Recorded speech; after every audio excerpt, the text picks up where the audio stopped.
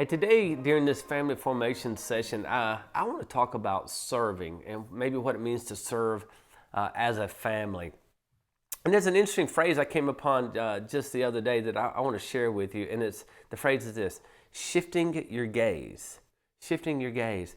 And the idea behind this phrase is often we need to shift our gaze away from ourselves and we need to shift it and point it out toward other people. In other words, we need to sometimes just stop looking at ourselves and start observing the people around us.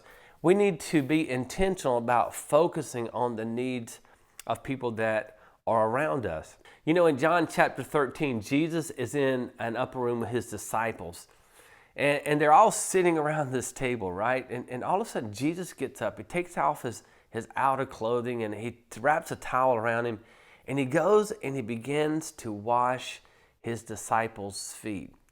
Some of them didn't like that he was doing it. They didn't understand why he was doing it. But he washed all their feet. And then when he completed that task, I love the words. He put back on his outer robe. He looked at his disciples and he says this. He says, "Do you know what it is that I have done for you?" See, here's what happened. Jesus got to a point where he served them. After he served them, he had their attention. Then he was able to teach them. See, Jesus modeled what it meant to be a servant, a leader. I think so often we need to take our gaze off ourselves and point it out toward other people. And we need to serve them in a way that they know that they're loved. They serve people in a way where they feel accepted. Serve people in a way where they feel like they really belong. And it's then at that point, once you're serving someone, that you're able to really share the message of Jesus with people. I also think that might be best if it starts inside the family, right? Like I think for me to serve my wife, for me to serve my kids, lets them know that I love them. Lets them know that I care about them more than anything in the world. It takes the gaze off me and it puts it toward them. And I'm not going to tell you that's easy. In fact, that's countercultural living, right? But if we start gazing on the people inside of our home instead of gazing at ourselves, life's going to change. That servanthood, that servant leadership, is going to be infectious. Our kids, our spouse, they're all going to want to find a place to serve also. So yeah, during this time, during the COVID-19, this pandemic, it's hard maybe to go find places to serve, people you can serve, but man, you can take on family projects. You can find people who are in need and you can serve them.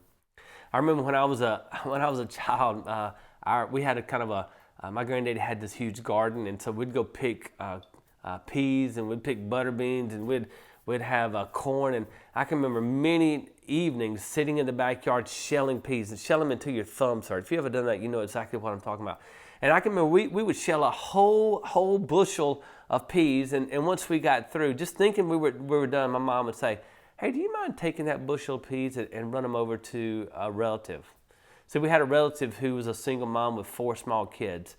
She didn't have means to hardly take care of a family. And so we'd spend hours shelling peas and then give them away. And I can remember saying, man, that was a lot of work to give away.